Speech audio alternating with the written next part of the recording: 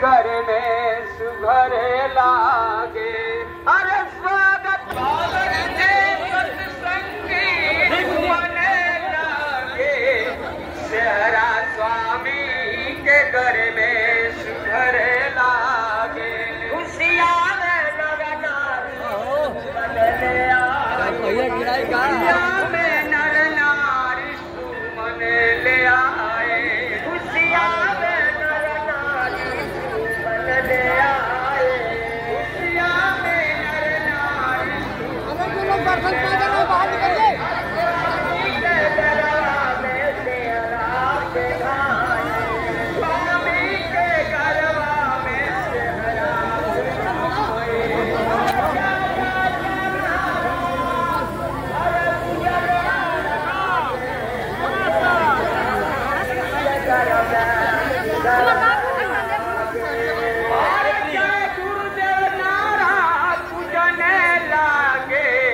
सेहरा स्वामी के घर में सुघर लागे।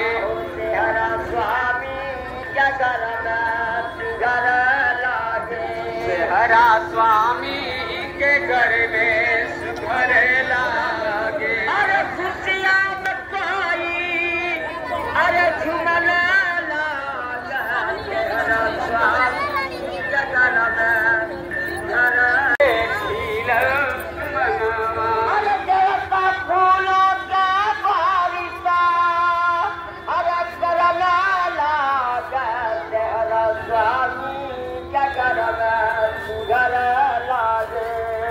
अरे देवता फूलों के बारिश से करने लागे, सेहरा स्वामी के घर में सुघर लागे। अरे सुघर लागे, अरे सुघर लागे, सेहरा स्वामी के घर में।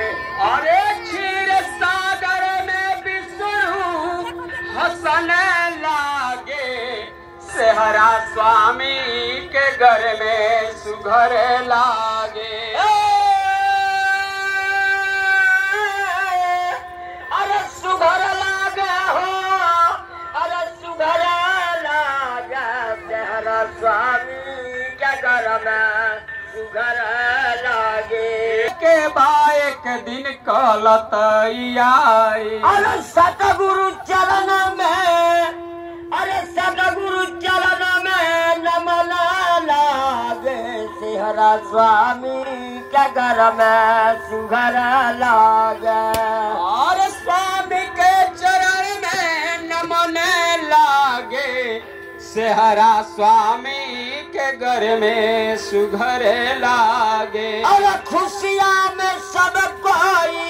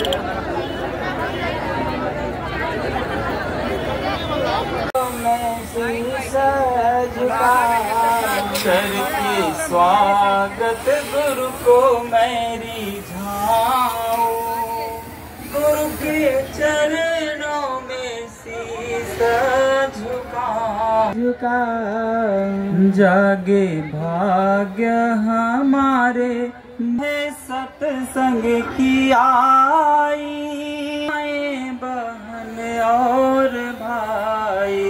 ऐसे गुरु का दर्शन धन्य हुआ जीवन, बलि बलि जाऊं गुरु के चरणों में शीश झुकाऊं। ऐसे गुरु का दर्शन। जय गुरुदेव।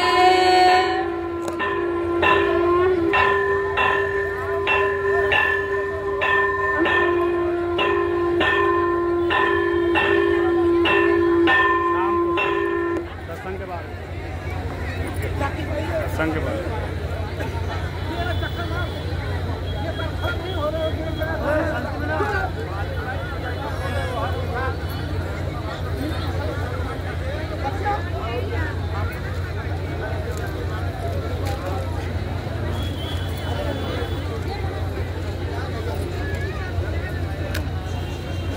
ठीक है, लाइट लगा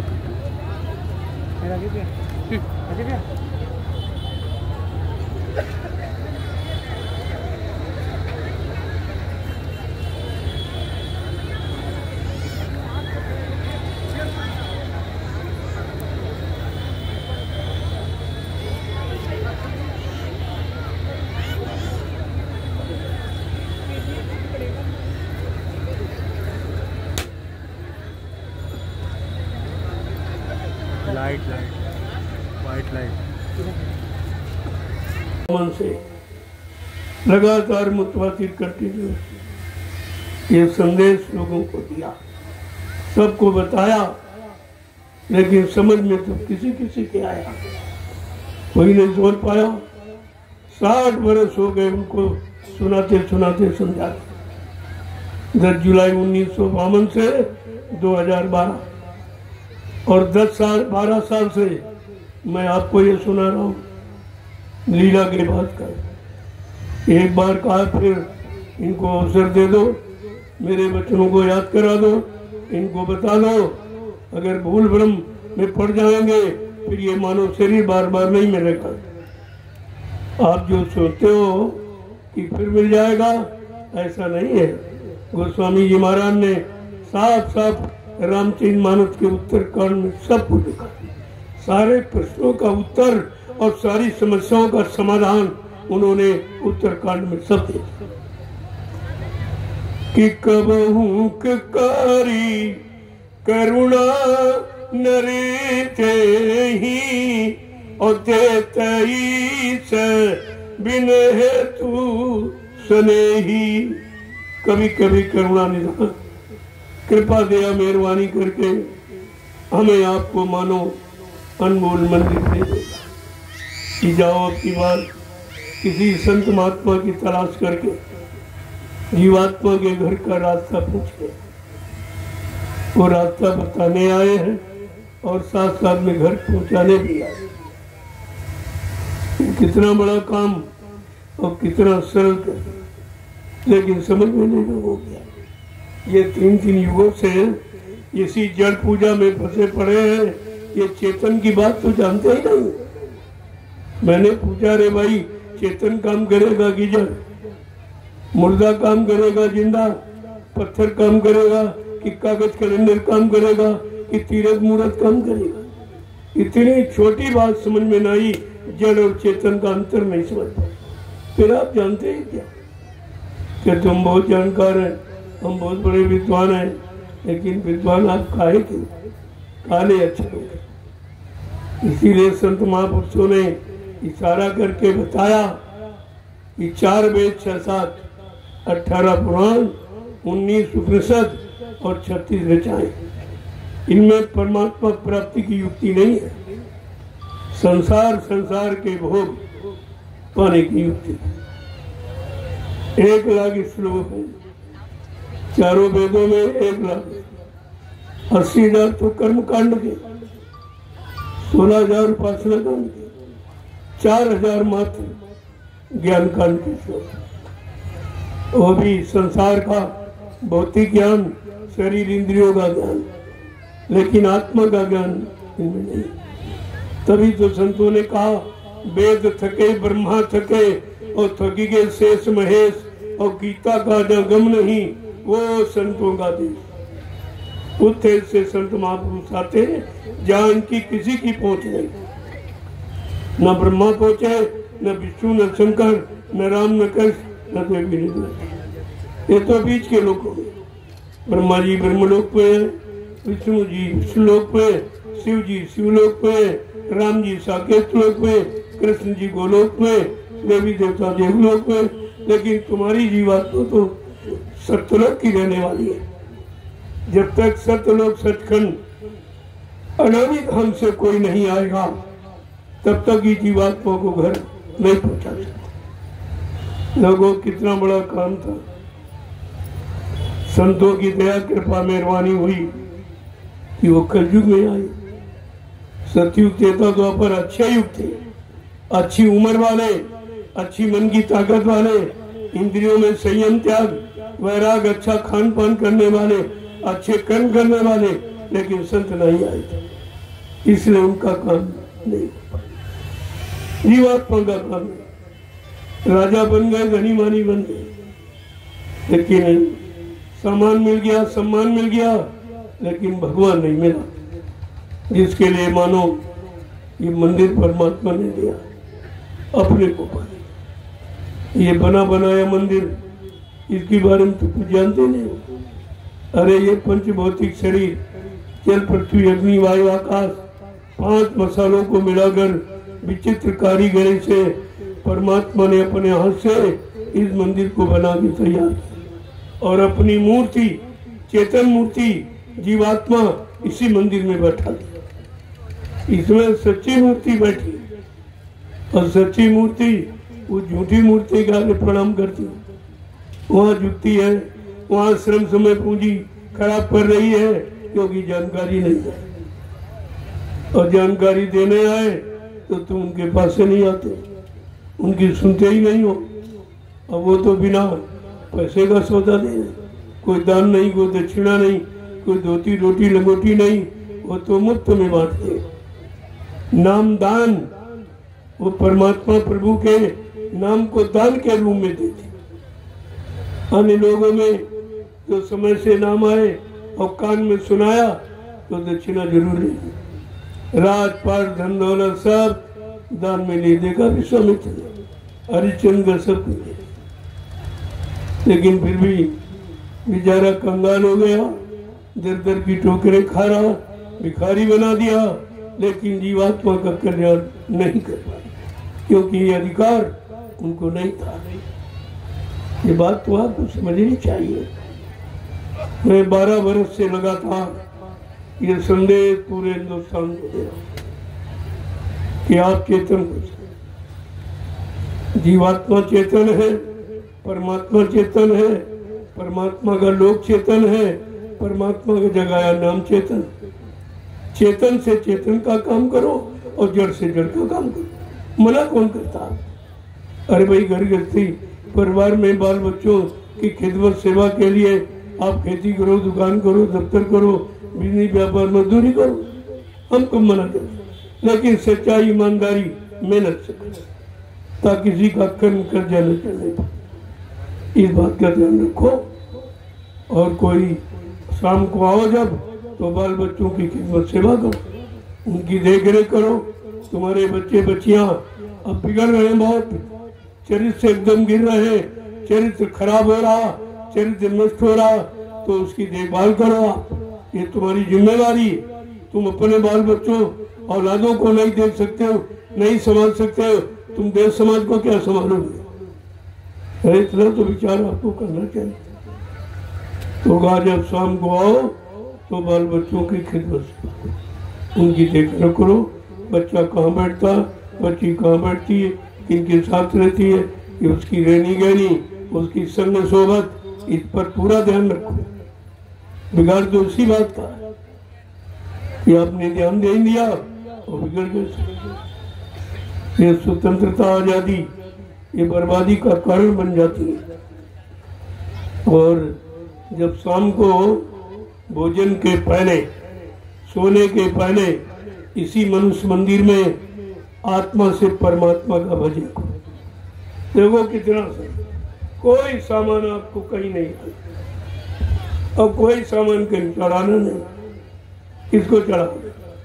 उसी परमात्मा का दिया वो उसी को लौटाते हो। ये सब उसी का दिया, ये शरीर भी उसी का और सामान जो जितना देख रहे हो सब उसी का दिया। तो उसको तुम क्या दे सकते हो? उससे लेना सीखो, कैसे लिया जाए वो महात्मा बताएंगे कि परमात्मा कैसे लिया जाता है। परमात्मा से मांगने और लेने की विधि और तौर तरीका उपाय क्या है वो तो संत महात्मा बताएंगे। जिन्होंने परमात्मा को पाया वो आपको। जब शाम को घर आओ, खेती दुकान दफ्तर जिन व्यापार मजदूरी से, तो बाल बच्चों की देखरेख करो और भोजन के पहले और सोने के पहले 1 घंटा इस मनुष्य रूपी मंदिर में आत्मा से परमात्मा का भजन करो तो सारी मुसीबत खत्म हो। कोई बीमारी, कोई परेशानी, कोई दुख तकलीफ नहीं। रामचरित मानस को तो पढ़िए। उत्तरकांड में क्या लिखा? पूजा के बारे में तो कुछ नहीं लिखा, लेकिन भजन के बारे में लिखा है कि ऐसे बिन हरि भजन खगेसा ओ मिट्टी है नची मन के कलेसा। कितना सार्थक कि मानव जीवन में आने वाले जितने क्लेश का मुसीबत, बीमारी, महामारी, लड़ाई झगड़ा, दैवी को दुर्घटना, अकाल मौत, ये भगवान के भजन से टल जाए। आप पढ़ते ही नहीं कुछ, अपने मतलब की, अपने काम की चीज तो पढ़ते नहीं और न तुमको कोई बताता है, क्योंकि अगर बता देंगे तो रात खुल जाएगा। फिर उनको दाम दक्षिणा कौन देगा? रोटी रोटी लगोटी कौन उन्हें देगा? तो उन्होंने तो अपना काम बनाना आपसे सीख लिया, लेकिन तुमने अपना काम उनसे नहीं सीख पाया, नहीं पूछ पाए कि भाई घर गृहस्थी परिवार तो मेरे पास है, जमीन दुकान मकान भी मेरे पास, बाल बच्चों के लिए सब कुछ इंतजाम, ऐसा करो। मेरे पास एक चीज नहीं है कि जीवात्मा को जगाने का, परमात्मा से मिलाने की युक्ति नहीं। कृपया आप युक्ति दे दीजिए तो तुरंत आपको पता चल जाता कि असली है कि नकली, यह सत्य है कि झूठा है, ये सब जानकारी आपको मिल जाती। लेकिन जब कोई बताने वाला होगा तभी आप प्रश्न भी कर सकते हैं, ऐसे आप उससे नहीं कर पाओगे। तो एक वचन को अगर ध्यान रखें तो कुछ करना ही नहीं था, सब कुछ करा कराया आपको दिया। जब हमारी आपकी जीवात्मा ने माँ के गर्भ में ये वादा किया, जो गोस्वामी महाराज ने लिखा कि गर्भ की स्थिति बड़ी दयनीय होती, मुंह नीचे पर ऊपर होते, माँ का मलमूत्र बच्चे के मुंह पर से गुजरता है। अब कितनी गंदगी बदबू होगी, असहनीय पीड़ा है। गोस्वामी महाराज लिखा, जन्म जन्मत मरत असह दुख, जन्म मरण की असहनीय पीड़ा। इस पीड़ा को दूर करने का तौर तरीका विधि आपने किसी से पूछा? 1 करोड़ लाल पीले कपड़े दाढ़ी बाल रखाए घूम रहे, इनसे पूछो कि जन्म मरण से छुटकारा कब मिलेगा और कैसे मिलेगा? क्या तुम्हारे पास कोई भक्ति की कोई शक्ति है तो हमारा काम कर दे, ये पूछा जाएगा। ऐसा मत सोचो मैं जो कह रहा हूँ ये सब पूछा जाए, लेकिन कौन पूछेगी? दूरदर्शी ये नहीं पूछेंगे। ये लोभी लालची झूठे वादे और कसमें खाने वाले ईश्वर की शपथ खाकर और कसम खाते और ईश्वर से भी धोखा देते, ये तो भगवान को धोखा देने वाले। तुम इंसान उनसे कुछ मदद चाहते हो, कुछ उम्मीद चाहते हो, जो ईश्वर की शपथ खा करके भगवान को धोखा दे सकता तो तुम्हें क्या समझेगा। लेकिन आपकी समझ में तो कुछ भी नहीं आया। मैं ये 12 बरस से लगातार पूरे हिंदुस्तान को जानकारी दे, तो मानो न मानो खुशी आपकी है। तो हम मनवाना थोड़ी आए, हम तो आपको याद कराने आए हैं। मनाने के लिए कुदरत खड़ी पीछे, कुदरत है तैयार खड़ी, आगे मुसीबत बड़ी।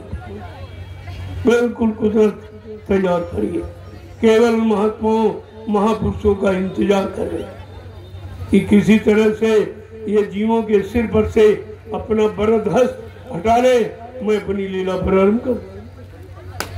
कुदरत की विनाशकारी लीला बड़ी कठिन। महाभारत को लोग नहीं देख सके, राम रावण संग्राम को नहीं देख सके, ये विनाशकारी लीला कुदरत की ही थी। जब लोग अच्छी नेक भली धर्म कर्म की बात नहीं माने, माँ बहन बेटी की पहचान भूल गए, तब कुदरत को ये खेल करना पड़ता। आज तो बहुत आया था, आज तो कुछ कहा ही नहीं जा सकता। सारी सीमाएं टूट गई, अत्याचार की, अनाचार की, पापाचार की, भ्रष्टाचार की, मांसाहार, ये सारी सीमाएं टूट चुकी। अब कुछ होने वाला है, वक्त बदलने वाला है। बाबा जी जो कुछ कहते हैं सब सच होने वाला है, इधर उधर नहीं होने वाली। तो मैं आज ही एक नए शब्द की स्थापना,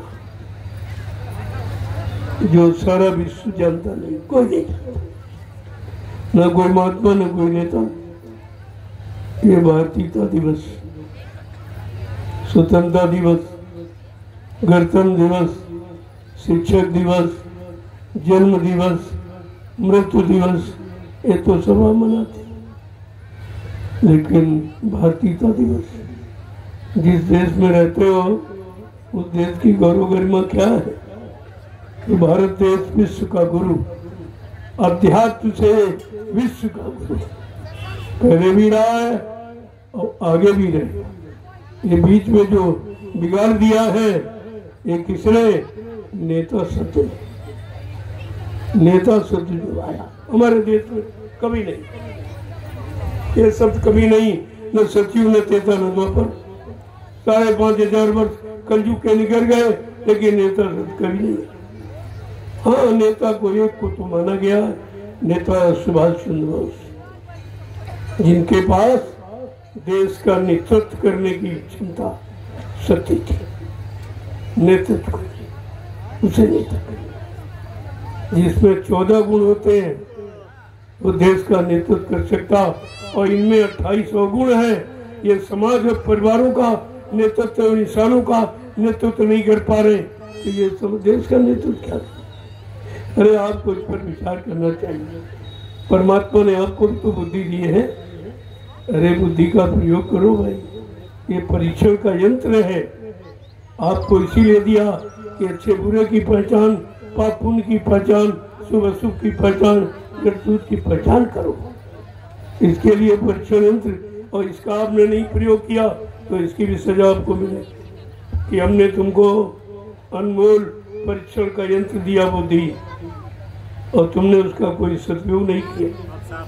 सब बुरे कर्मों में, सब स्वार्थ लोभ लालच में किया, लेकिन परिवार सेवा धर्मार्थ में कभी आपने नहीं प्रयोग किया।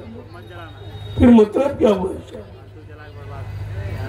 तो लोगों को अब ये समझ लेना चाहिए। ये अंतिम चेतावनी है जो मैं दे रहा हूँ, और हिंदुस्तान का विश्व में कोई नहीं, ये किसी के पास नहीं है, और ये जनमत भी किसी के पास। आज आप देख रहे हो जनमत, क्या मीडिया पत्रकार गिन सकता? ये सब फेल, इस जनमत ने मीडिया पत्रकार को फेल कर दिया। उनकी कोई क्षमता नहीं, मारे डर के, इसीलिए तो आता नहीं मेरे पास। इनकी बात तो बहुत भीड़ है, वाकई देखो, मैं कोई भीड़ किराए की लाया हूँ क्या? मैंने डीजल पेट्रोल इनको दिया या रुपया पैसा दिया? ये सब अपनी गाड़ी कमाई खर्च करके आए। देखिए नहीं गिन, और एक आवाज पर खड़े हो जाते, एक आवाज पर बैठ। अगर इनसे कह दूं तो क्या नहीं करेंगे, ये सब कर डालेंगे। लेकिन संत महात्मा ऐसा कोई कार्य करने नहीं आते, वो देश को सुख शांति दे। कहते हैं भाई कि संतों का काम है देश को सच्ची सुख शांति देना। संत सहाय दुख परहित लादी, और पर दुख है तो संत बानी। दूसरे के दुख और कष्ट मुसीबत को हरने के लिए आते, खत्म करने के लिए आते, वो देने के लिए नहीं आते, वो यहाँ लेने के लिए नहीं आते। न राज न पार न धन न दौलत। जिसके पास परमात्मा न होगी शक्ति, वो इसको क्या करेगा, गंदगी करेगा। लेकिन फिर भी तो आप नहीं समझ पाते। इसलिए आज भारतीयता दिवस के पावन अवसर पर यह संदेश सारे विश्व को जाएगा। ये लगा हुए बच्चों ने लगाया, ये देखो, ये सीधा प्रसारण करेगा। हम आपको मानने के लिए मजबूर कर देंगे। आज नहीं तो कल तुम कहाँ जाओगे भाग, तुम्हारे पीछे ही तुम्हें खड़ा हो, और अच्छे नेक भले काम के लिए खड़ा हो। अपने स्वार्थ लोभ लालच के लिए नहीं खड़ा। हमको तो कुछ नहीं चाहिए। लेकिन ये प्रेमी मानते नहीं, कहते नहीं नहीं, हमारा 1 रुपया 2 रुपया 10 20 50 100 1000 ले लीजिए और किसी अच्छे काम में लगा देना। ये कहते हमारे पास समय नहीं कि घर गृहस्थी परिवार बाल बच्चों को छोड़कर आपके साथ चले।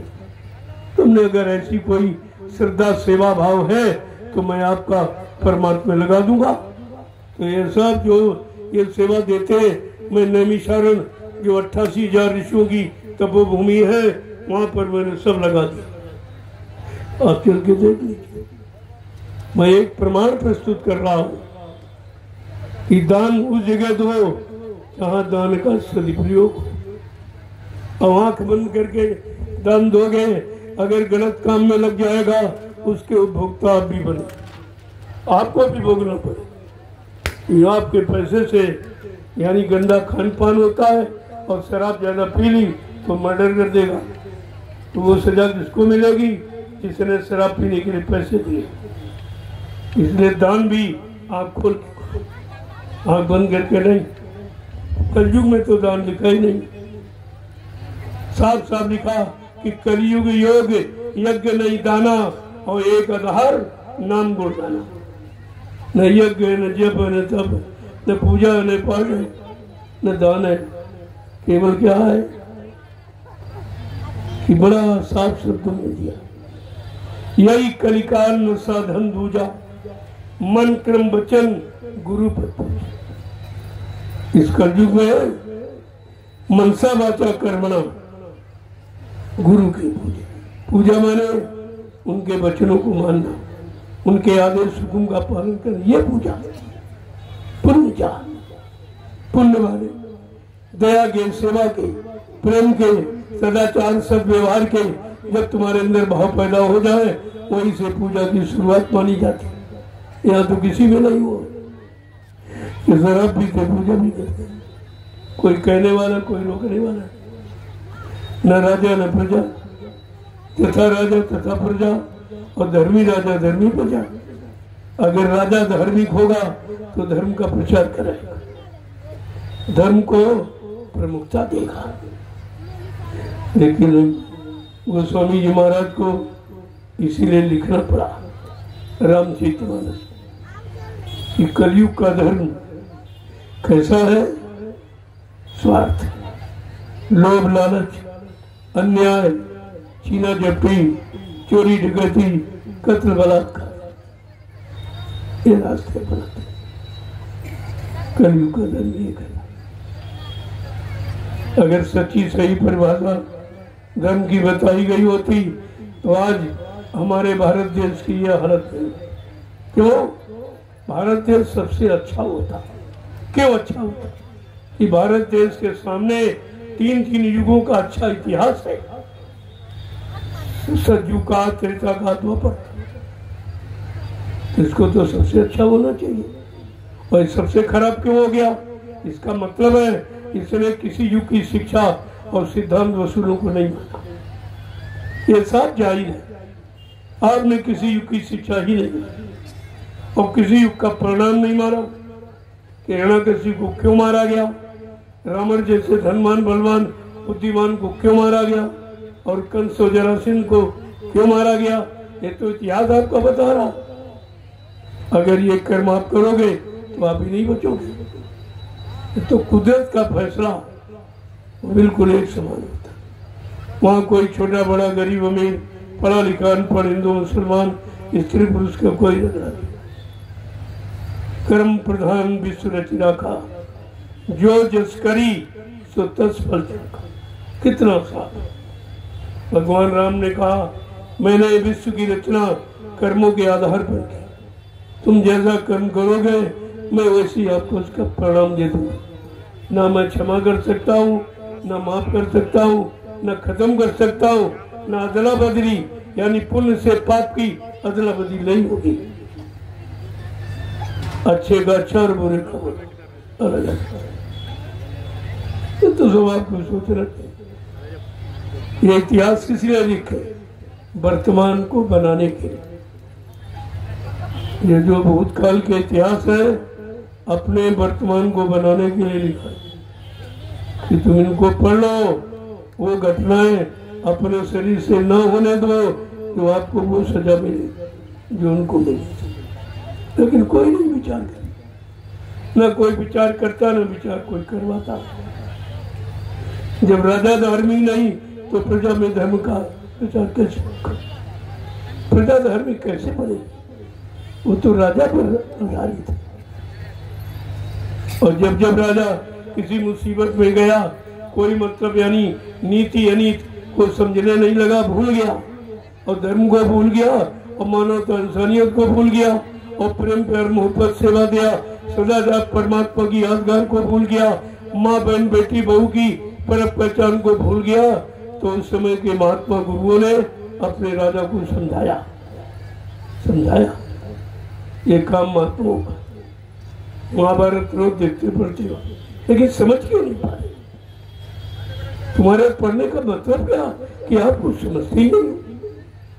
उसमें जब अधर्म पर सब तुल गए और सबने समझाया और किसी ने माना नहीं और वो भी बेचारे उसी में शामिल हो गए। अधर्म में वो भी शामिल, लेकिन नहीं समझाने वाला कोई था। बीत हान कभी नहीं सत्य की होती, धर्म की कोई था। वो कौन था? महात्मा विदुर।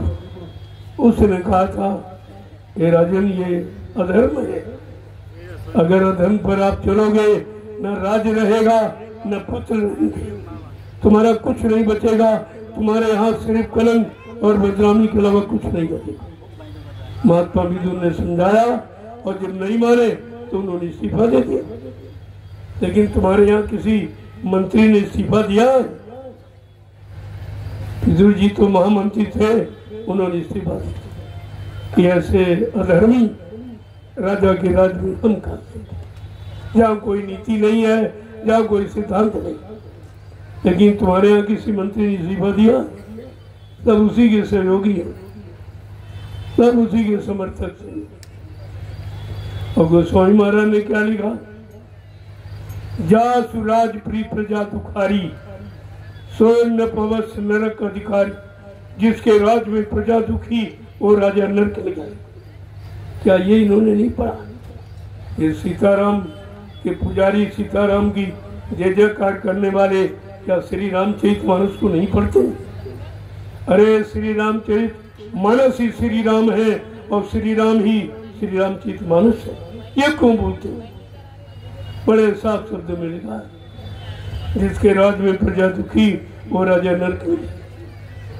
अरे वो तो जाएगा और ये समर्थक सहयोगी ये भी उसी में चले जाएंगे। आपको विचार करना चाहिए, यह विचारने में चाहिए, ये उच्छृंखलता नहीं गंभीरता का विचार। जब गंभीरता से विचार करोगे तो सब आपकी समझ में।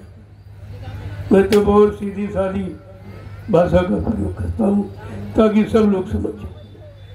किसी को किसी तरह की कोई कठिनाई कोई परेशानी नहीं, बहुत सरल शब्दों का प्रयोग होता है। तो आज ये भारतीयता दिवस, पहले मतलब समझना चाहिए। मैंने पिछली साल इसी 15 सितंबर 2023 को एक घोषणा की थी, वो सारे विश्व के लिए थी कि अगर आप सच्चे भारतीय हैं तो अपनी पहचान बनाओ। किसी देश में आप चले जाओ, उस देश की पहचान वहां की वेशभूषा से, ये वेशभूषा क्या, और तुम्हारी कोई पहचान है? जो ऋषि मुनि महात्माओं ने तुमको वेशभूषा दी थी, सादगी, कुर्ता धोती, कमीज पैजामा, पगड़ी टोपी और लंगोटी, ये आपको यह है भारतीयता, ये भारतीय पोशाक, ये भारतीय वेशभूषा आपकी इतनी सरल कि तुम्हारे मन को शुद्ध कर रखने वाली, और जो देखेंगे उनको भी शांति मिले। लेकिन तुम तो अभी अंग्रेजों के गुलाम हो। पहले अंग्रेजों के गुलाम थे व्यक्ति के, अब उनकी व्यवस्था के गुलाम हो। ये पैंट पतलून जो आप पहनते हो और टाई और कोट, ये अंग्रेजों की पोशाक है, ये आपकी नहीं। आपको कतई नहीं धारण करना चाहिए। जब अंग्रेजों को भगाने में आपने कितनी कुर्बानी की है, कितनी माताएं निपूती हो गई, कितने बहनों का सुहाग लुट गया, तब आजादी आपको मिली थी, लेकिन आपने उसका कोई महत्व नहीं समझा।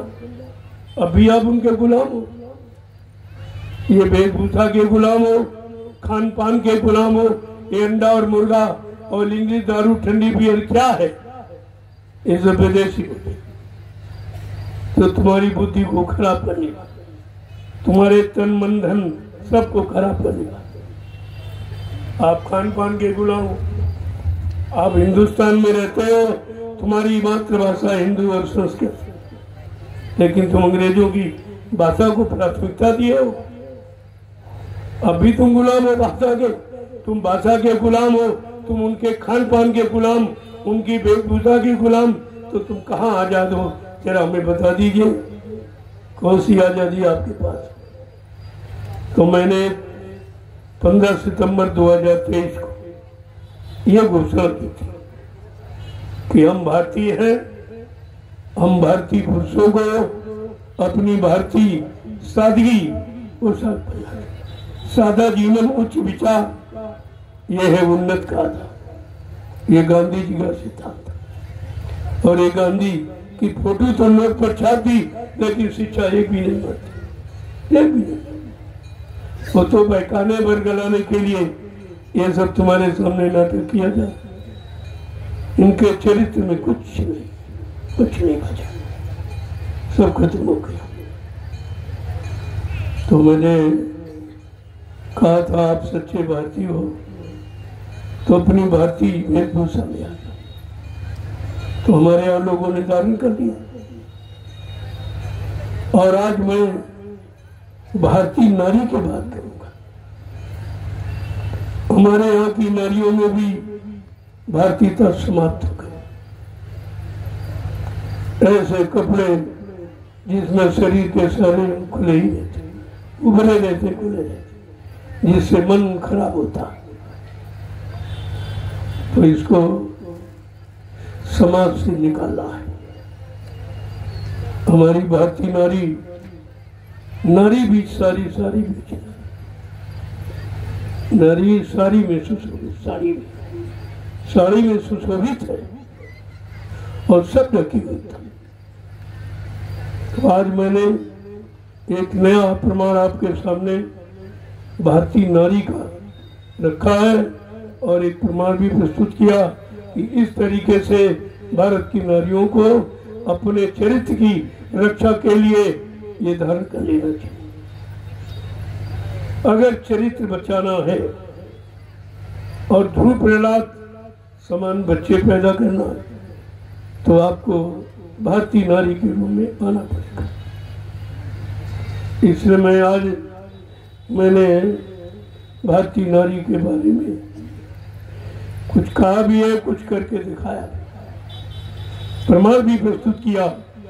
ये सब पूरे हिंदुस्तान में जाएगा और इसके बाद सारे देश में चला जाएगा। और धीरे धीरे आप देखते रहिए कि भारत की नकल सब करें। क्यों? भारत धार्मिक मुल्क है, भारत योग भूमि है और दुनिया के जितने देश भारत को छोड़कर सब भोग भूमि के नाम से जाने जाते हैं। भारत योग भूमि, लेकिन तुमने इन नेताओं ने इसको भी भोग भूमि बना दिया। सब भोग सामान, सारे बीज खत्म कर दिए और मतलब यानी सारी हरी औजारें, ये औषधियां जो आयुर्वेद की थी वो सब समाप्त कर दी। सब व्यापार विदेशियों से, विदेश को संपन्न बना रहे, भारत को कंगाल कर। एक तरह से नहीं, हजारों तरह से मैं बता दूंगा, मुझे सब मालूम। धीरे धीरे आपको सब बताऊंगा। हर तारीख पर कोई ना कोई एक नया सूचना आपको दूंगा, एक नया संदेश प्रसारित करूंगा जो देश के लिए हितकर है, लाभप्रद है। ऐसा नहीं है। तो आज ये भारतीय नारी के बारे में मैंने प्रमाण भी प्रस्तुत किया है। और जब तक ये नारी ये भारतीय वेशभूषा में नहीं आएगी तो इसके बच्चे ध्रुव प्रहलाद के समान नहीं।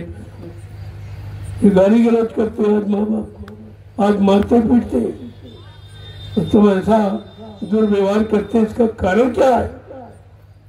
कि तुमने उसी वेशभूषा में बच्चों को पाला है, पैदा किया, लिहाजा उन पर यानी भीषा का दुष्प्रभाव पड़ गया। तो गंदे इसका बहुत बड़ा असर होता है, कपड़ों का बहुत बड़ा प्रभाव पड़ता है।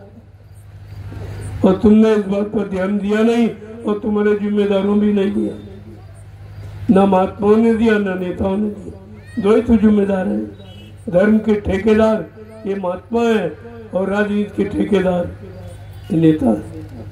दोनों ने ठेकेदारी केवल स्वार्थ लोभ लालच की है, बाकी जनता के हित की कोई ठेकेदारी नहीं। जनता के दुख तकलीफ दूर करने का कोई ठेका नहीं, केवल महंगाई बढ़ाना और टैक्स बढ़ाना और जीएसटी बढ़ाना, मारकाट हिंसा ये करवाना, चोरी डकैती कत्ल बलात्कार इनको प्राथमिकता देना, इसके अलावा कोई अच्छा काम नहीं। तो आपको विचार करना चाहिए। अरे परमात्मा ने आपको भी तो बुद्धि दी है और तुमने बुद्धि का दान गलत जगह कर दिया, इसीलिए आप भोग रहे हो। केवल हिंदुस्तान में मैं ही ऐसा शख्स हूँ जो राजा प्रजा दोनों के हित की बात करता। मैंने कहा था देश की माली हालत अच्छी नहीं है। मुझे मालूम है कि तुमने जो छिपाया है, जो भारत की जनता से चोरी की है, चोरी करके जो धन आपने जमा किया, मुझे एक एक बैंक का मालूम, किस देश की किस बैंक में, किस खाते नंबर पर, किस कोड नंबर पर आपने कितना धन जमा किया। भारत की जनता उस धन का ब्याज भी नहीं पा रही। मूलधन तो छोड़ दीजिए, ब्याज तो नहीं मिलता। अगर ब्याज मिल जाए तो भारत में कोई गरीबी नहीं। मैं चैलेंज के साथ कहता हूँ, कोई गरीबी नहीं है। अगर वो सब पैसा आ जाए तो हमारा भारत 7 पुस्तक बैठ के खा सकता, इतना धन चोरी से गया। आप चिंता मत कीजिए, मैं कारा कह रहा हूँ तो फिर लाने की व्यवस्था है, ऐसा थोड़ी है, ऐसा नहीं उसकी व्यवस्था है। अभी तो उनको मौका दे रहा हूँ, भाई तुम ले आइए, तुमने जमा किया तुम ले आओ, तुम्हारा अपराध क्षमा हो जाएगा। और नहीं तुम मानोगे तो वो समय से लाया जाएगा, क्योंकि मेरे पास उसकी भूमिका है। संतों महात्माओं के पास पूरी भूमिका, वो कहा था उस भूमिका के द्वारा सारा पैसा निकाल के ले आऊंगा और देश सेवा में लगा दूंगा और सचिव तुम्हारे सबके सामने खड़ा दिखाई देगा, खड़ा दिखाई देगा। ऐसे थोड़ी कह दिया था हवा में कि कलयुग जाएगा सचिव जाएगा। अरे कोई बात है, कोई भूमिका है, कोई व्यवस्था है, कोई समस्या है, उन समस्याओं का ये समाधान है। ऐसे थोड़ी कह दिया जाए। महात्माओं की बात तुम इतनी जल्दी समझ लोगे? कहा जल के तस केला के पात में पात पात में पात, तस संतों की बात में बात बात में बात। आप क्या समझ उनके इशारों को? कैसे 12 साल हो संत की टोली, तब समझ में आ मेरे को। जब 12 साल आप संतों की टोली में रहोगे तब कहीं एक आध बात आपकी समझ में आए। इतना कठिन है, सुनने में बड़ा सरल और मन को बस में करके समझना बड़ा कठिन है, बहुत कठिन। और जब तक मन नहीं कंट्रोल नियंत्रण में होगा तब तक आप कुछ कर नहीं सकते। तुमने किया ही क्या? केवल मन की मनमानी के अनुसार आपने किया। जो मैंने सलाह दी वही करते हो, मन के गुलाम हुआ। और मन कोई अच्छी सलाह देता नहीं, ये तो सभी जानते हैं। ये बुरे कर्मों की सलाह देता जल्दी, लेकिन अच्छी सच्ची बातों के लिए ये सलाह नहीं देता। इसलिए तो आपको विचार करना। तुमने जो पूजा पाठ, तीर्थ व्रत, दान, हवन, जप, यज्ञ, गंगा स्नान किया, उससे क्या मिला? किसी को भगवान मिला है? अरे भाई, तुम मंदिर में, मस्जिद में, गिरजा गुरुद्वारों में, धर्म स्थलों में, तीर्थ मूर्त में जाते हो तो कोई मिला? जिसके लिए गए वो मिला? जिसके लिए खर्च किया श्रम, समय, पूंजी, वो आपको मिला? आज तक नहीं मिला। और फिर भी मानते नहीं, फिर भी जाना नहीं बंद, खर्च करना बंद। ये क्या है? ये तो सबसे बड़ी अज्ञानता, सबसे बड़ी मूर्खता है कि देख कर भी नहीं समझ पा रहे हो कि कोई नहीं तेरा, न मां देने वाला, न बोलने वाला, न समझाने वाला, न अच्छी बुरी बात बताने वाला कोई है ही नहीं, न कोई मदद करने वाला, और फिर भी जान नहीं पा रहे। संतों ने यही तो राज खोला। अरे चेतन की तरफ चलो, चेतन काम करेगा, जड़ नहीं काम करेगा। गोस्वामी महाराज ने बड़े साफ शब्दों में लिखा, जड़ चेतन ग्रंथि पड़ गई, यद्यप मूर्खा छूटत करी। कि जड़ चेतन की गांठ काल माया ने लगा दी। यद्यप झूठ है लेकिन जीव के बस की बात नहीं है, बिना संतों के सहयोग के ये खोल ले, नहीं खोल सकते। तो सबको तो लिखा है, क्या नहीं लिखा? लेकिन जिसने लिखा है वो मिले या उनका समकक्षी मिले, वो तो आपको बताएगा। लेकिन ये वाचक ज्ञानी नहीं है, कुछ नहीं, इनके बस की बात नहीं है कि एक भी शब्द के बारे में कुछ बता सके। इसलिए कलयुग में संत अवतार हुआ। अन्य युगों में जब सतयुग था तब हरि का अवतार, हरि नाम से अवतार हुआ। जब यहाँ त्रेता था तब राम नाम से अवतार, जब यहाँ द्वापर था तब कृष्ण नाम से अवतार हुआ। तो क्या कलयुग बारे में कभी सोचा आपने? जब हरि का अवतार अलग अलग है काम करने वाला, तो कलयुग का तो कोई है ही नहीं है। न किसी ने आपको बताया, जब किसी ने बताया नहीं तो पिछले अवतारों को याद कर। अरे वो तो आए काम करके चले गए, तुम्हारा काम उनका नाम लेने से नहीं होगा, नाम लेने से काम नहीं होगा। इसलिए कलयुग में संत गोस्वामी जी महाराज, जिन्होंने रामचरितमानस, उन्होंने कहा कि कलयुग का भगवान कौन होगा और क्या करेगा? कि गुरु बिन भाव निधि तरह न कोई, और जो भी रांची शंकर सम होई। का ब्रह्मा विष्णु महादेव के समान कोई धनवान, बलवान, बुद्धिमान, कीर्तिमान, यशमान क्यों न बन जाए, लेकिन ये भवसागर बगैर समय के सदगुरु के कोई पार नहीं जा सकता। कहाँ आप पढ़ते होते तो इस जड़ पूजा में फंसते आप, चेतन की तरफ नहीं जाते। तो बात है समझने। इसलिए अन्य युगों में ये काल शक्तियां थी, काल अवतार। आज कलयुग में संत दयाल अवतार।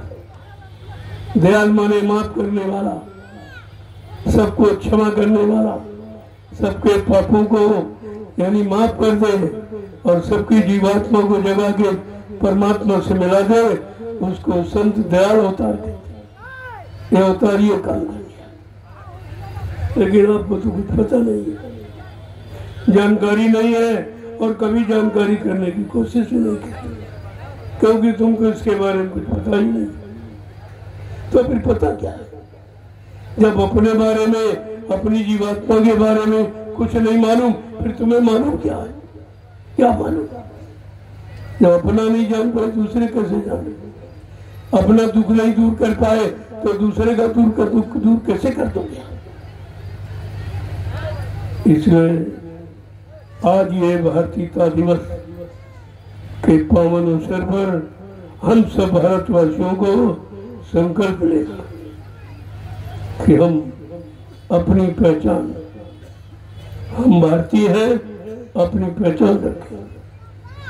पहचान वेशभूषा से होती, तो धोती कुर्ता, कमीज पजामा और सदरी टोपी पगड़ी और लंगोटी, आपकी पहचान। अगर इसमें आप आ जाओ, देखो देश समाज का कितना सुधार। आपको कुछ करना नहीं है, केवल महात्माओं की बात कुछ समझ लेना। कपड़े तो आप पहनते ही, तो कितने महंगे, एक जींस पैंट जितने में पहनते हो उतने में एक साल पूरा नए कपड़े पहने, कपड़ा कुर्ता पजामा नहीं पहनो। और ये विदेशी कपड़े, वो ठंड प्रदेश के, मोटा कपड़ा जींस, ये ठंड प्रदेश के, और तुम गर्म प्रदेश में रहते, तभी तो ये चर्म रोग की बीमारी बढ़ रही है।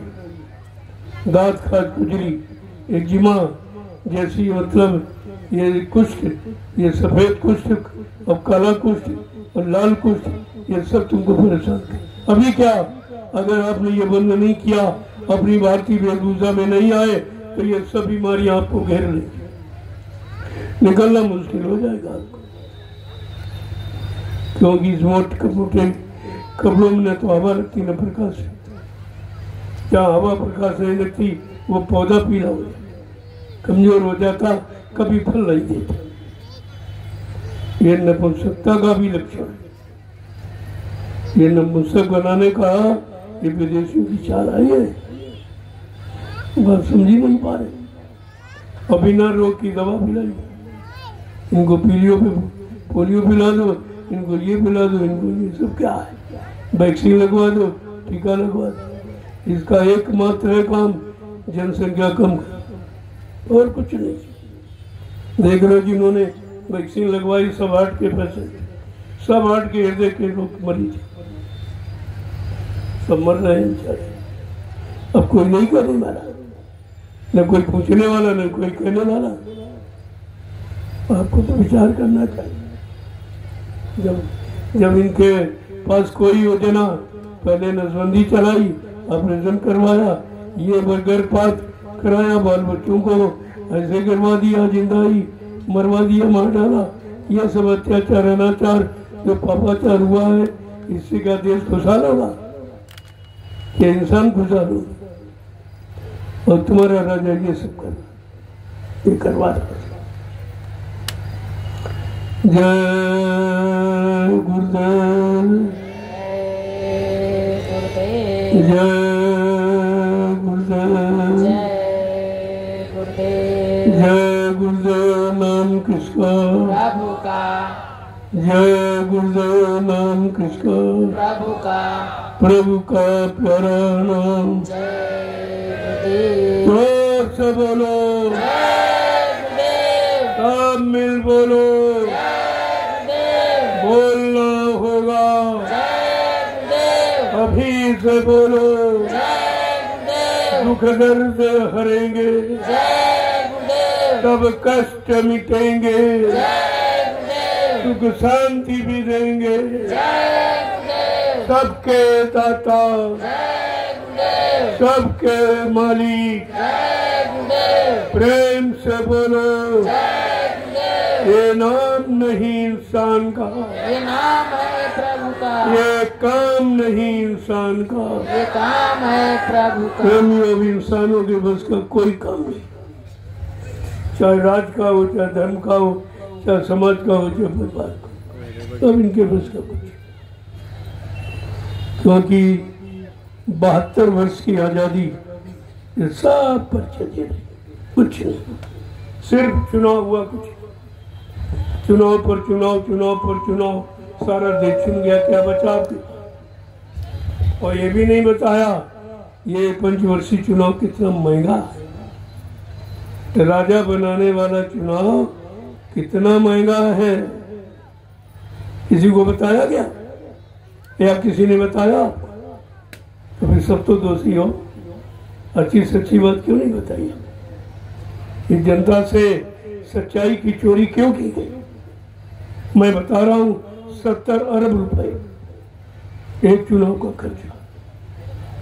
मैंने इसीलिए मना किया था, अभी देश पर इतना कर्जा तुम पहले से लदे हो, देश को कर्जदार बना दिया और ये चुनाव होगा तो 70 अरब फिर लग जाएगा, इसलिए मैंने मना किया था। जब देश की स्थिति अच्छी हो जाए तो चुनाव करा लेना, ये तो जनता तुम्हारी है, तुमको वोट दे देगी।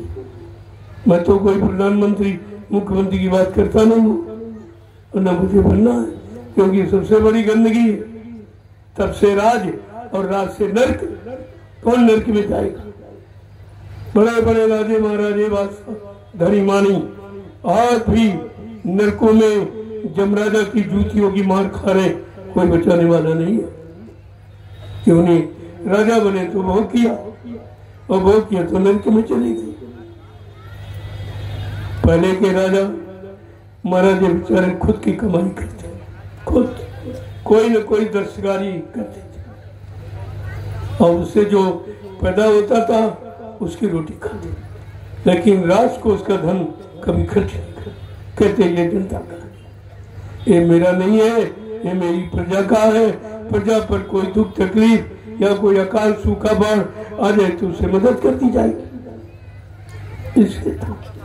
लेकिन आज सब अपने ऐसो आराम में, अपनी सजावट बनावट दिखावट, ये सारा धन बर्बाद और कर्जा ला, राष्ट्रीय कोष खाली कर दिया, कर्जा ला। आपको विचार करना चाहिए। इन लोगों ने ऐसा सोचा है कि हम तो अपना विदेश चले जाएंगे, जब देश पर आपत्ति आएगी भारत में तो हम लोग विदेश भाग जाएंगे, क्योंकि हमने पहले से इंतजाम कर रखा। अरे तुमसे पहले संत महात्माओं ने तुम्हारा इंतजाम कर रखा, नहीं मानो। जब यहाँ से भगोगे तो एरोड्रम पर दूरदर्शी खड़ी मिलेगी और कहेगी तुमने इतने साल भारत पर शासन किया, राज किया, हिसाब दिए जाओ, एक एक रुपए का हिसाब दिए जाओ। अब इनको पता नहीं क्या, लेकिन आपने संत रविदास जी का नाम सुना पड़ा होगा, मीराबाई के गुरु थे।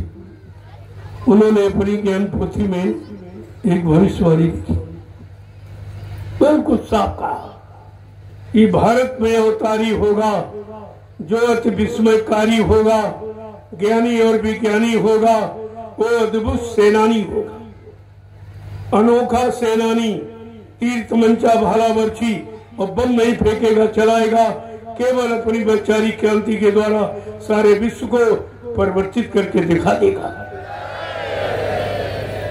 क्या कहा?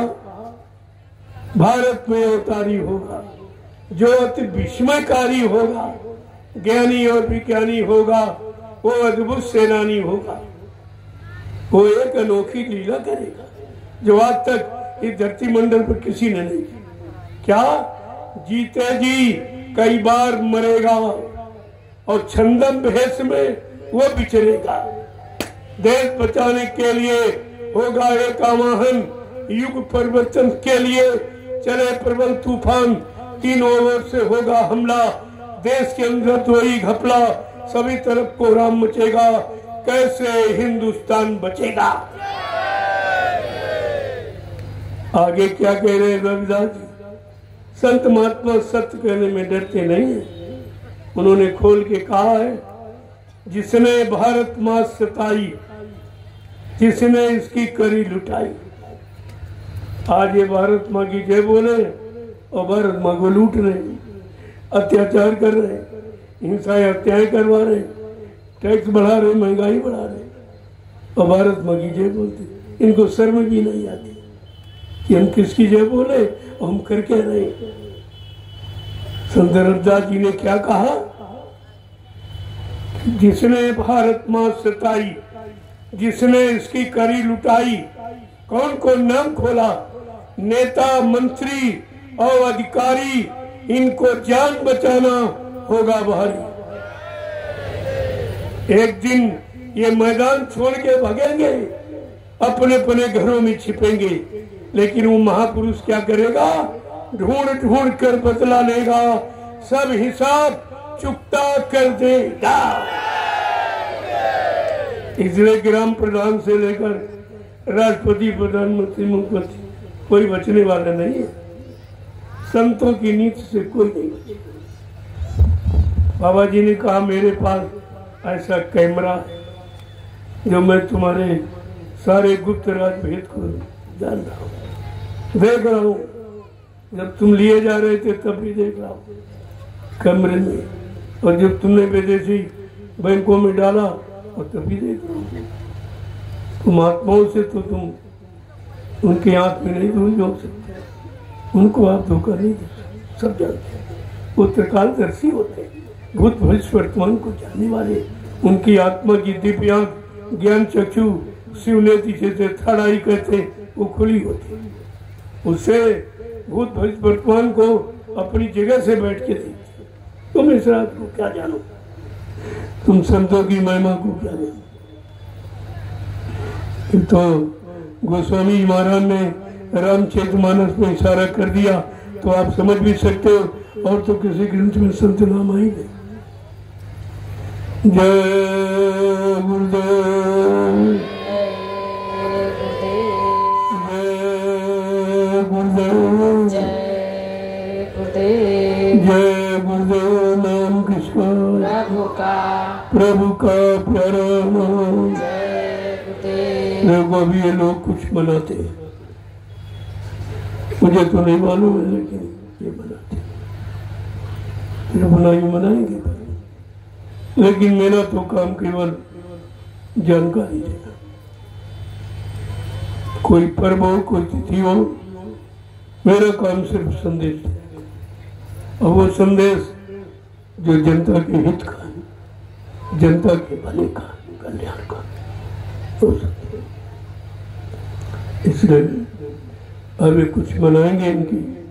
अब किसी की आस्था को हम कैसे ठेस मारें, किसी की आस्था को रोका नहीं जा सकता। अब ये अपना मनाते चले आ रहे हैं और ये मनाएंगे, और आप लोग सब बैठ के देखिए किस तरीके से ये मतलब ये 15 सितंबर इस तारीख का उत्सव कैसे मनाते।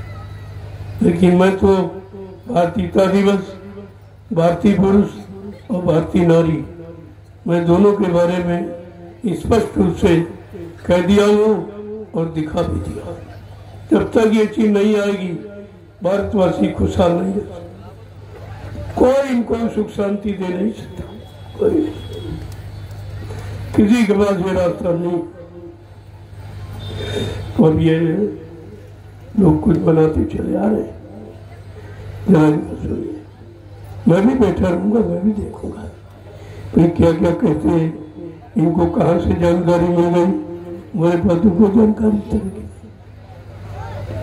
तो संत रविदास जी की वाणी बड़ी स्पष्ट उन्होंने कहा कि किसने किसने इस भारत माँ को लूटा और किसने किसने सताया। उन्होंने स्पष्ट कहा, नेता मंत्री और अधिकारी, अब इनको जान बचाना होगा भारी। एक दिन ये मैदान छोड़ के भागेंगे, अपने अपने घरों में छिपेंगे। जो विदेशों में घोंसला बनाया है उस घोंसले में छिपेंगे। लेकिन इनको क्या मालूम कि दूरदर्शी क्या करेगा। दूरदर्शी किसने बनाई थी? ये बाबा जी का ब्रह्मास्त्र है, ये कभी फेल नहीं होता। ये ब्रह्मास्त्र है, दूरदर्शी और भूम ज्योतिष खितियर का ये दो ब्रह्मास्त्र है। क्योंकि भारत देश कृषि प्रधान देश है, तो इसलिए वो भूम ज्योतिष और भारत वर्ष राजनीति का अखाड़ा लोगों ने बना दिया, इसलिए दूरदर्शी को बनाना पड़ा। ये दोनों की स्थापना की। अब ये प्रेमी कुछ अपना मनाते चले आ रहे, मनाएंगे, आप लोग देखें, इसके बाद प्रसाद देना। ये तो रोजी, अरे आप घरों में तो रोज ही रहते, लेकिन ये तिथि ये रोज नहीं मिलेगी। तो साल में एक बार अवसर आपको दिया जाता है और प्रेमी जानकारी देते। मैं तो सत्संग सुनाता हूँ, मेरा काम ही यही, मेरा लक्ष्य यही है। मेरा लक्ष्य है कि घर गृहस्थी परिवार में रहकर प्रभु की प्राप्ति करना, जंगलों गुफाओं में नहीं, घर गृहस्थी परिवार में। यह आपका कर्तव्य है। जो कर्तव्य से विमुख होता है तो भगवान का कभी प्यारा नहीं होता। इसलिए कर्तव्य पूरा करो, ये तुम्हारा लेन देन है। कर्म कर्जा, कोई बेटा बन के आया, कोई बेटी बन के आया, कोई पत्नी बन के आया, कोई पति, कोई भाई बहन बिरादर, कोई अचानक तुम्हारे दरवाजे आ जाता, उसका भी लेन देन। वो भी अन्न ले जाएगा, पैसे ले जाएगा, कपड़ा ले जाएगा, क्योंकि आपने दिया नहीं हो, तुम भूल गए हो। तुमको अपना मालूम भी नहीं कि कितना कर्म कर्जा हमको कहाँ कहाँ, किस प्रांत में, किस जिले में, किस गांव तहसील में देना। इसलिए कार्यक्रम, ये अंतरराष्ट्रीय कार्यक्रम, जहाँ जहाँ और जिनके जिनके पास तुम्हारा कर्म कर्जे का लेन देन, वही यहाँ आए हैं और तुमसे उन्हीं को मिलाया गया, उन्हीं की सेवा में तुम्हें रखा गया कि धीरज से अपना कर्म कर्जा उतारो। ये महात्माओं का बड़ा पेचीदा कार्यक्रम है, बड़ा पेचीदा। जय गुरुदेव। अब ये लोग अपना शुरू करेंगे।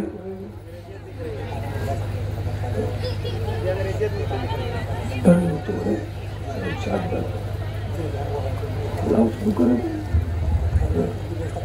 हाँ हाँ, देखो संत रविदास जी की बाणी भी अधूरी रह गई।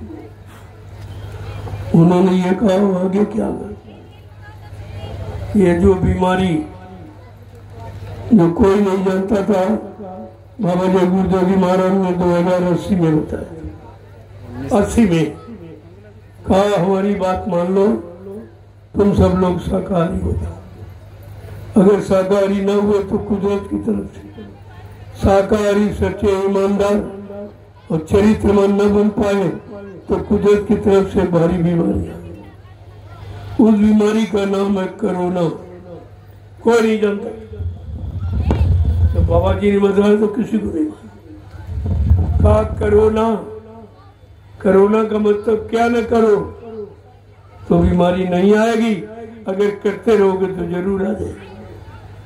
कहा अंडा मत खाना, ये मुर्गी का मासिक धर्म है। सबसे बड़ी गंदगी मासिक धर्म से।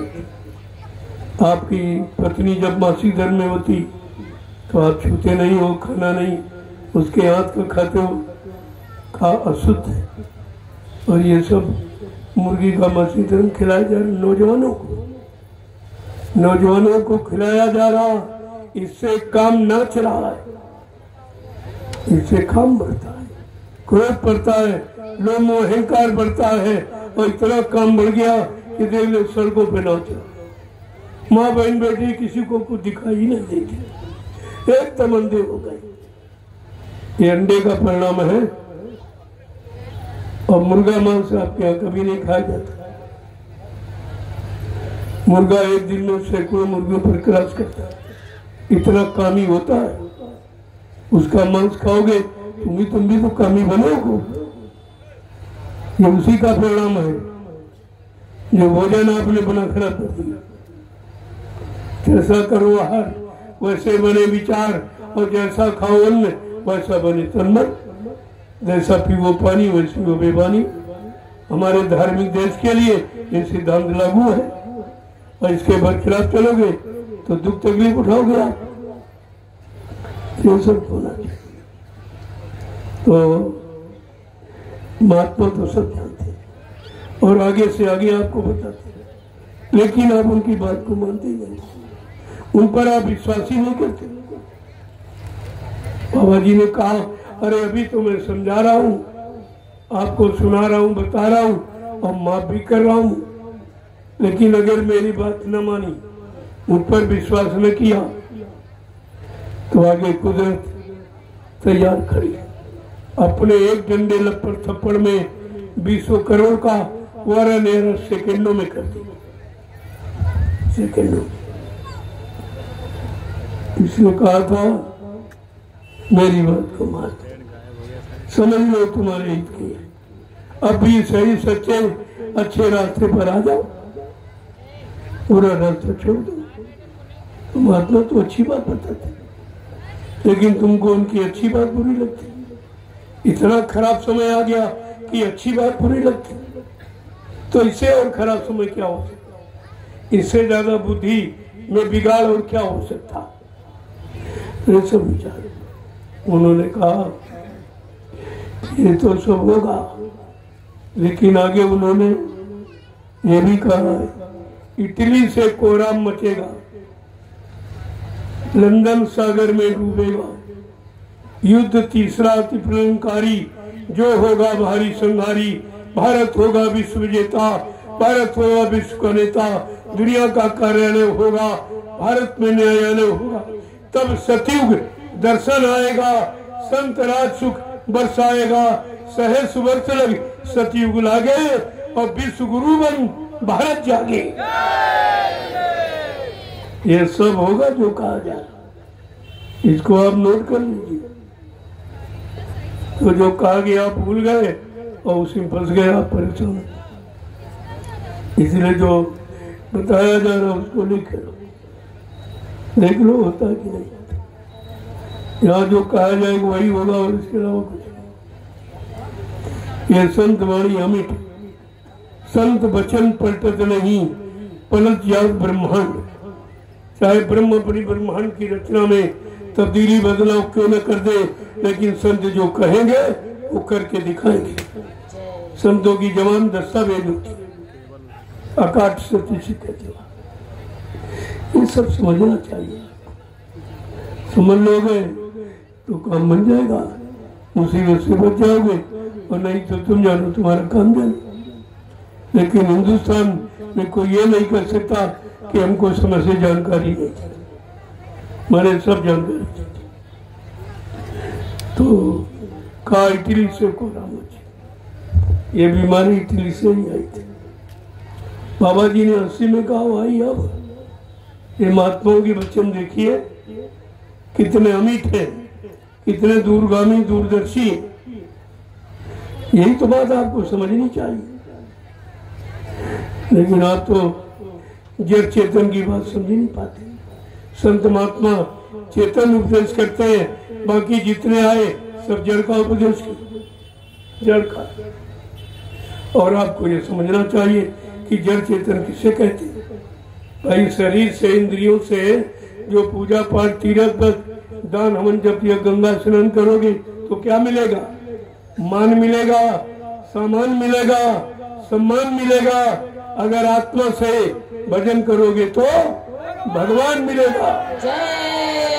ये भगवान मिलने वाला भजन और मान सम्मान सामान मिलने वाली पूजा, चाहे दोनों कर लो चाहे कर लो, वो तो आप पर निर्भर है। लेकिन महात्मा निंदा आज उतना नहीं करते। दोनों की जानकारी, दोनों की व्याख्या आपके सामने इस पर हो सके कि पूजा का अर्थ क्या है और भजन का अर्थ क्या है, ये सब आपके सामने बयान करते हैं। अगर भजन की महिमा जानिए तो रामचरितमानस के उत्तरकांड को पढ़िए आप, तो भजन के बारे में जानकारी हो जाएगी। फिर आपके अंदर सच्चाई आने लगेगी। तो ये जड़ से अपना अलगाव करेंगे, आप दूर होने लगोगे। अरे भाई तो जड़ है। धर्म शास्त्रों ने भी कहा ऐसा नहीं है कि उन्होंने तुम्हें गुमराह किया। ये तो जो लोग थे, यानी जो वाचक ज्ञानी, इन्होंने सब मोड़ दिया, आपको मोड़ करके इधर से उधर घुमा दिया। उन्होंने तो स्पष्ट कहा था, लेकिन लोगों ने समझा नहीं। अगर समझ लेते तो ये सब काम बन जाता उनका। जय गुरुदेव। तो गौकुश प्रेमी अपने गुरु की महिमा का गुणानुवाद आज की इस पावन पुण्यतिथि पर करेंगे। वो इधर उधर की बातें नहीं करेंगे। चेतन गुरु की महिमा, चेतन गुरु का काम क्या है, चेतन गुरु से हमें प्रार्थना करके अपनी चेतन जीवात्मा का कल्याण करा लेना चाहिए, ये भी बताएंगे। तो ये संगीत के माध्यम से आपको कुछ बताएंगे। ये नैमिषारण्य की पावन पवित्र भूमि से आए हुए हैं। इस भारतीयता दिवस पर अपनी चेतन गुरु की के बारे में पूरी जानकारी देनी है। उनको भी आप सुनिए।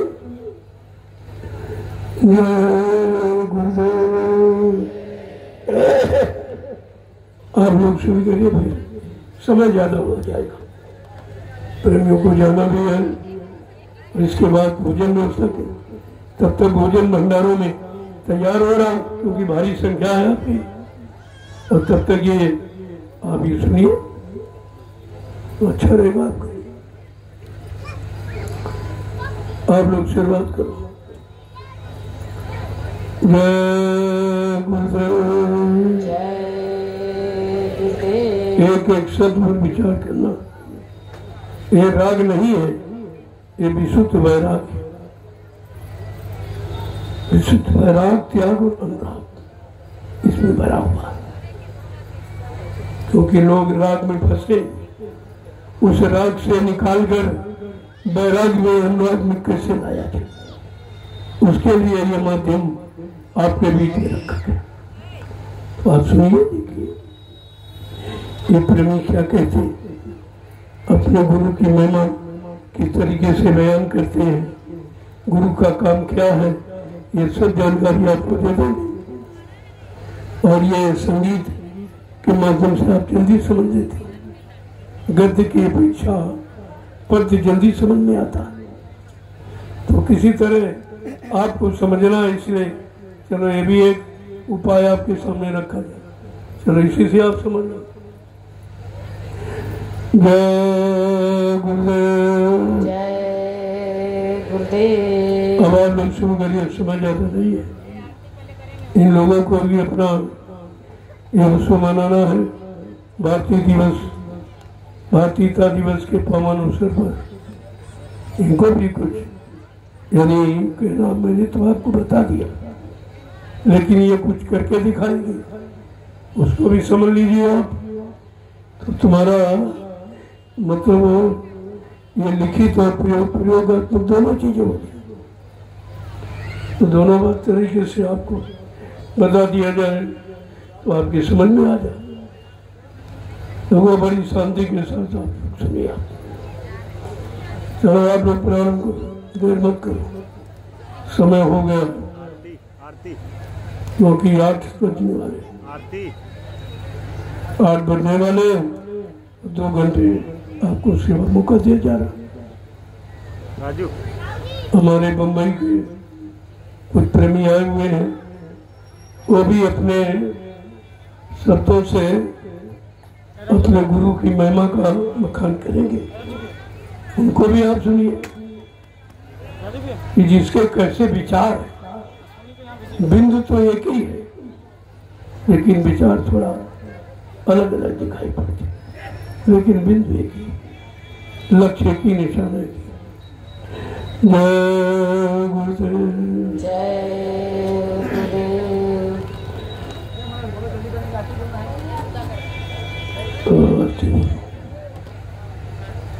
अब आरती बोली ये आरती जिसको बिना वेदना कहते आरत शब्द आरत बने दीनता दीनता से जब किसी को पुकारोगे तो दीन दयाल जरूर सुनेगा। और तुम अहंकार में बुलाते पुकारते तुम पैसे के उसमें मतलब सामान दिखा गए पैसा दिखा गए उससे नहीं उससे कुछ होने वाला नहीं।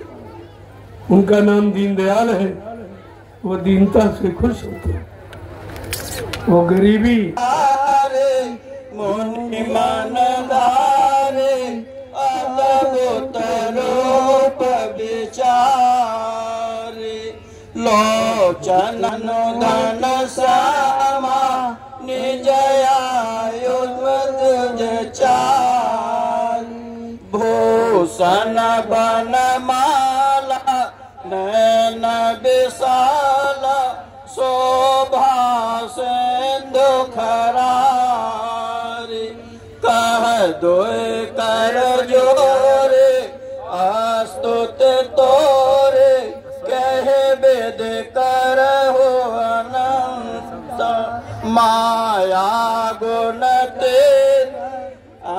तयवाना वेद पुराण तवंता करुणा सुख सागर सब गुण याग जय गाव श्रुति शांता ब्रह्म हित लागे जन अनुरागे भयहु प्रगट श्री सतगुरु ब्रह्मांड निकाया निर्जित माया रोम रोम प्रतिवेदक मम उर शोभा से यह उपहास सुनत देर मत थिर नर उपजा जब ज्ञान प्रभु मुस्काना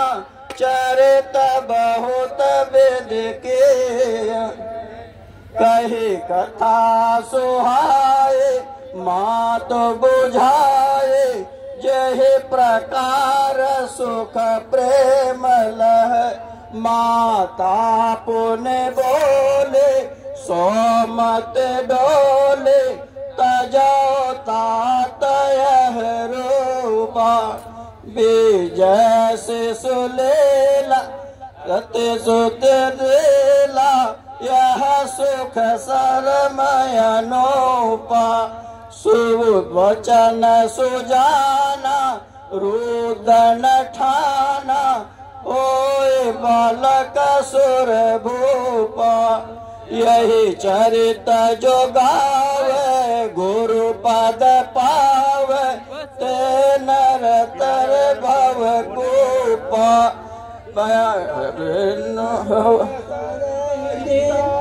लीन मनुजय अवतार निज इच्छा निरमति तनु माया गुण गोपाल जय गुरुदेव जय गुरुदेव आरत जय गुरुदेव नामी आरती जय गुरुदेव नामी कर के पाद रसन देव स्वामी करी कृपा दर्शन दियो स्वामी चितवत पांतर हम दिन राते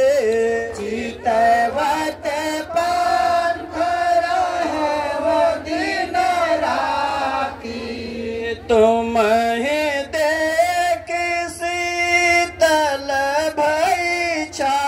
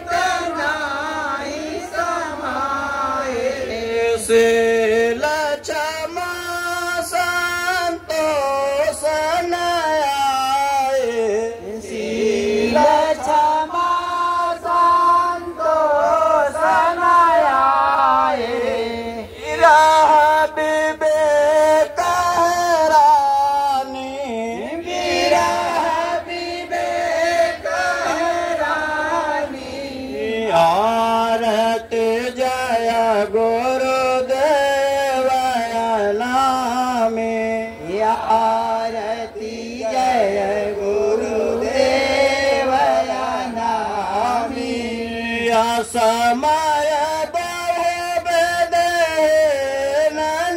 कामे असमय बहुविधि नन कामी ताहो पर कियो कृपा स्वामी ताहु पर कियो कृपा स्वामी तव पद कांजन मामी तव पद कांजन मामी आरती जय गुरुदेव नामी आरती जय गुरुदेव नामी जय गुरुदेव जय गुरुदेव जय गुरुदेव जय जय गुरुदेव जय गुरुदेव जय गुरुदेव जय गुरुदेव जय जय गुरुदेव देव मेरे माता पिता गुरुदेव जय गुरुदेव जय जय गुरुदेव मेरे माता पिता गुरुदेव जय गुरुदेव जय जय गुरुदेव सब देवन के देव गुरुदेव जय गुरुदेव जय जय गुरुदेव सब देवन के देव गुरुदेव जय गुरुदेव जय जय गुरुदेव देवतिन के चरण कमल मन सेव जय गुरुदेव जय जय गुरुदेव के चरण कमल मन सेव जय गुरुदेव जय जय गुरुदेव देव जीव काज जगय गुरुदेव जय गुरुदेव जय जय गुरुदेव जीव काज जग आए गुरुदेव जय गुरुदेव जय जय गुरुदेव अपना भेद बताए गुरुदेव जय गुरुदेव जय जय गुरुदेव अपना भेद बताए गुरुदेव जय गुरुदेव जय जय गुरुदेव सात स्वरूप रूप गुरुदेव जय गुरुदेव जय जय गुरुदेव शब्द स्वरूपी रूप गुरुदेव जय गुरुदेव जय जय गुरुदेव अलखय रूप रूप गुरुदेव जय गुरुदेव जय जय गुरुदेव अलखय रूपी रूप गुरुदेव जय गुरुदेव जय जय गुरुदेव अगम स्वरूप रूप गुरुदेव जय गुरुदेव जय जय गुरुदेव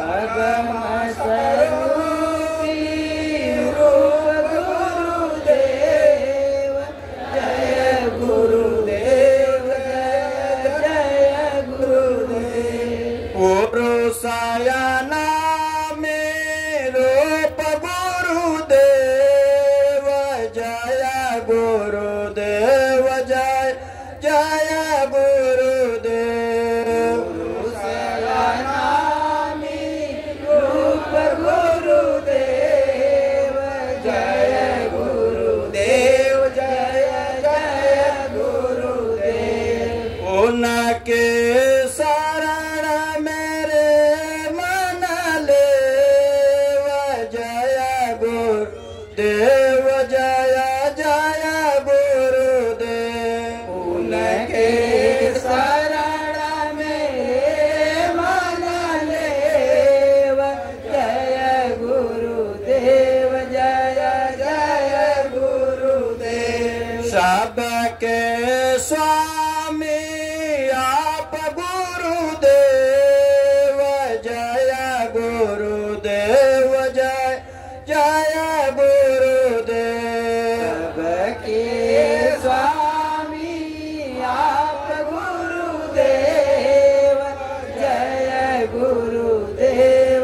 जय जय गुरुदेव सबके मालिक आप गुरुदेव जय गुरुदेव जय जय गुरुदेव सबके मालिक आप गुरुदेव जय गुरुदेव जय जय गुरुदेव सबके दाता आप गुरुदेव जय गुरुदेव जय जय गुरुदेव सबके दाता आप गुरुदेव जय गुरुदेव जय जय गुरुदेव जय गुरुदेव जय गुरुदेव जय गुरुदेव जय जय गुरुदेव जय गुरुदेव जय गुरुदेव जय गुरुदेव जय जय गुरुदेव कोटि कोटि करु वंदना अरब खरब प्रणाम चरण कमल बिसरू नहीं जय गुरुदेव चरण कमल बिसरू नहीं जय गुरुदेव जय गुरुदेव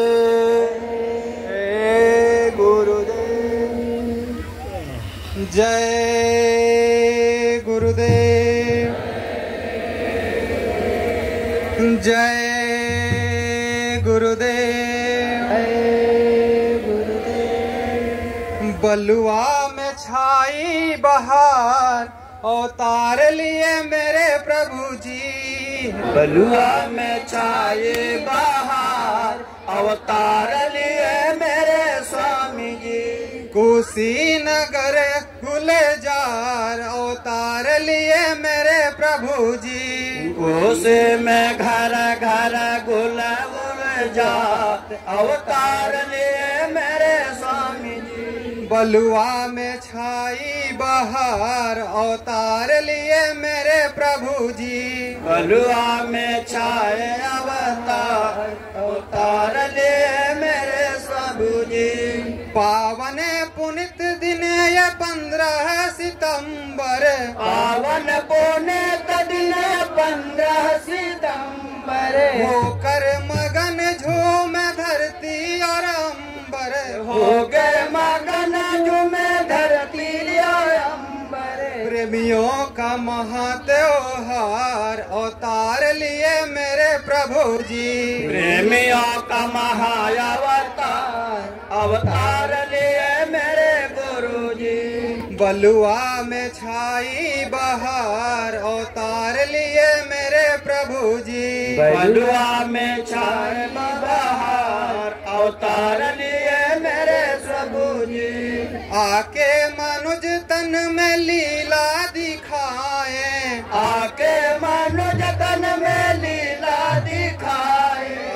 पूर्व इतिहास कली में रचाए। अभूतपूर्व इतिहास कली में रचाए। तीनों ही युगों का सार अवतार लिए मेरे प्रभु जी। तीनों ही युगों का सार अवतार लिए मेरे प्रभु जी। बलुआ में छाई बहार अवतार लिए मेरे प्रभु जी। बलुआ में छाई बहार अवतार लिए मेरे प्रभु जी। दूजे के पहले या पहले के दूजे। दूजे के पहले या पहले के दूजे। सबकी हारी बुद्धि कुछ भी न सूझे। सबके हरे बुद्धि कुछ भी न सूझे। लीला का ऐसा प्रसार अवतार लिए मेरे गुरु जी। लीला का ऐसा प्रसार अवतार लिए मेरे प्रभु जी। बलुआ में छाई बहार अवतार लिए मेरे प्रभु जी। बलुआ में छाई बहार अवतार लिए मेरे प्रभु जी। दिखे किसी को न दिखे। दिखे किसी को न दिखे। मानी धनी ज्ञानी कोई न टीके। मानी धनी ज्ञानी कोई न टीके। बोधी पड़ी खा पछार अवतार लिए मेरे प्रभु जी। गोदे फड़े खा पछार अवतार लिए मेरे प्रभु जी। बलुआ में छाई बहार अवतार लिए मेरे प्रभु जी। बलुआ में छाई बहार अवतार लिए मेरे प्रभु जी। आओ सभी गीत मंगल के गाए। आओ सभी गीत मंगल के गाए। बड़े प्रेम से अवतरण दिन मनाए। बड़े प्रेम से अवतरण दिन मनाए। गुरुवर का पाए दीदार अवतार लिए मेरे प्रभु जी। गुरुवर का पाए दीदार अवतार लिए मेरे प्रभु जी। बलुआ में छाई बहार अवतार लिए मेरे प्रभु जी। बलुआ में छाई बहार अवतार लिए मेरे प्रभु जी। जय गुरुदेव। जय गुरुदेव। जय गुरुदेव। जय गुरुदेव। 15 सितंबर अवतरण दिवस, भारतीयता दिवस के अवसर पर हम सब प्रेमी एक प्रार्थना मिलकर के दोहराएंगे। सतगुरु के अइल जन्म दिनवा, जन्म दिनवा, प्रेमी नाचल झूम के मगन मनवा। सतगुरु के अइले जन्म दिनवा, जन्म दिनवा, प्रेमी नाचे झूमेले गन मनवा। सतगुरु के अइल जन्म दिनवा, जन्म दिनवा, प्रेमी नाचल झूम के मगन मनवा। गुरु के अइले जन्म दिनवा, जन्म दिनवा, प्रेमी नाचेले घूमे मगन मनवा। तारीख 15 सितंबर महीनवा, तारीख 15 सितंबर महीनवा, तारीख 15 सितंबर महीनवा, तारीख 15 सितंबर महीनवा। अवतार लिहल प्रभु जी यही दिनवा, अवतार लिहले प्रभु यही दिनवा। भैल उजाला धराव गगनवा, धराव गगनवा, प्रेमी नाचल झूम के मगन मनवा। उजाला मगन गाव गगनवा प्रेमी नाचेले झूमे मगन मनवा सतगुरु के अल जन्म दिनवा जन्म दिनवा प्रेमी नाचल झूम के मगन मनवा सतगुरु के आइले जन्म दिनवा प्रेमी नाचेले झूम मगन मनवा अल धरा पे मानव के जगावे धरा पर मानव के जगावे अपने सूरतियन के घर पहुँचावे अपने सूरतियन के घर पहुँचावे अपने सूरतियन के घर पहुँचावे अपने सूरतियन के घर पहुँचावे गाला चरण में तू इनके धियनवा तू इनके धियनवा प्रेमी नाचले झूम के मगन मनवा काला चरण में तू इनके ध्यानवा प्रेमी नाचेले झूम मगन मनवा सतगुरु के अल जन्म दिनवा जन्म दिनवा प्रेमी नाचल झूम के मगन मनवा सतगुरु के आइले जन्म दिनवा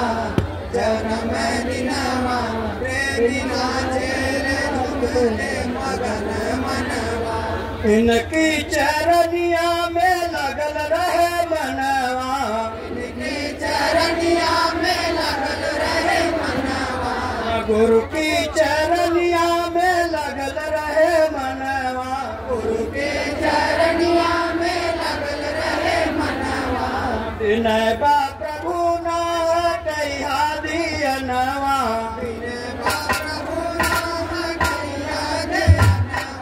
सेवा में तोहरे लगल रहे तनवा लगल रहे तनवा प्रेमी नाचल झूम के मगन मनवा सेवा में लगल रहे तनवा लागल रहे तनवा प्रेमी नाचेले झूम के मगन मनवा जय गुरुदेव नाम आके दिहल जगाई जय गुरुदेव नाम आके दिहले जगाई जय गुरुदेव नाम आके दिहल जगाई जय गुरुदेव नाम आके दिहले जगाई प्रभु के ही नाम बाट दिहल बताई नाम बाट दिहले बताई प्रभु के मिलन के बतावे सधनवा प्रेमी नाचले झूम के मगन मनवा प्रभु से मिलन के बतावे सधनवा प्रेमी नाचेले झूम के मगन मनवा सतगुरु के अल जन्म दिनवा प्रेमी नाचल झूम के मगन मनवा गुरु के आइले जन्म दिनवा प्रेमी नाचेले झूम के मगन मनवा प्रेमी नाचल झूम के मगन मनवा जय गुरुदेव।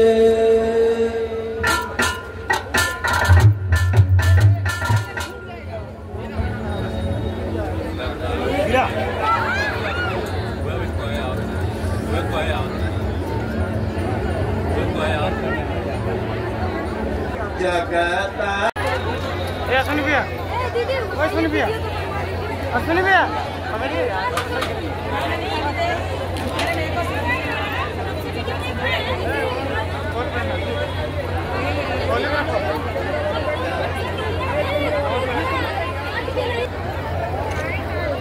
सभी लोग बैठ जाओ,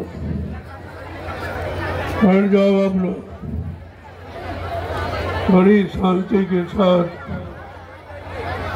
सत्संग वचनों को सुनो। आज की जब ये धर्म की हानि और बाढ़ आंसू रे अधम अभिमानी कि तब प्रभु धरि मनु